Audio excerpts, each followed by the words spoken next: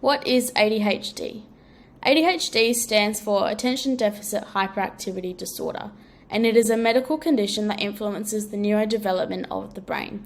It is most commonly diagnosed in school-aged children, usually because it is often the teachers around them that help diagnose them, as they spend a majority of the day with them.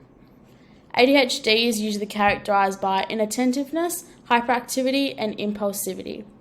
Inattentiveness refers to students not being able to pay attention for long periods of time, and therefore they become very distracted easily. Hyperactivity and impulsivity go hand in hand. They both refer to short outbursts of energy that often come out of nowhere, and then that obviously can disrupt the rest of the class as well.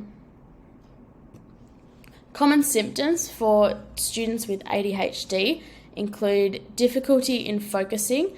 This can be in class and it can also be out of class as well, depending on what task they are on. Students with ADHD normally have a very short attention span, so they can't be doing a task for a long period of time because then they just lose interest. They are very easily distracted. They are often very forgetful and they need structure in their learning. It is very common for students with ADHD to be constantly fidgeting, whether that be playing with something in their hands or tapping or rocking on their chair. This is usually because they often relate the need to be moving to take away from them being stressed. They are usually excessive talkers, so they can often be told off for talking a lot in class, which is often very disruptive as well.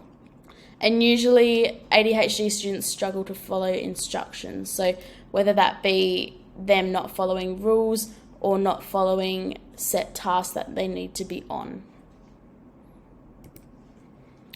So the influence of ADHD on the particular student that has it, ADHD can obviously influence their academic performance. So struggling to stay on task and easily becoming distracted can affect their academic performance, because then they may not be reaching the appropriate academic levels that they need to be because they just cannot stay focused in the time that they should be learning. Because they may find it difficult to follow instructions as well, they again may not be achieving that level of academic performance that they need to be, just because they're not doing the required tasks in the time that they should be. And also having a short attention span means that they can't stay focused.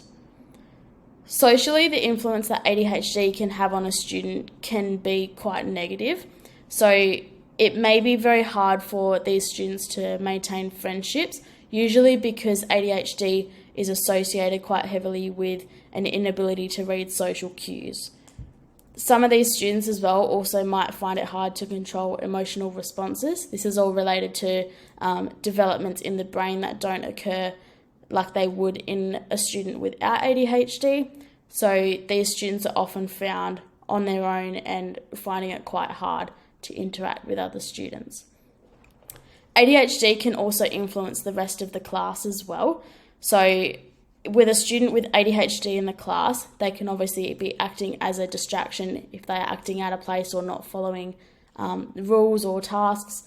And then this can obviously also pull the teacher's attention away from the rest of the class and be put onto that particular student to get them to go back onto task. So this can also cause frustration by the other students as well, because more time is spent with that particular student rather than focusing on the learning of other students in the class.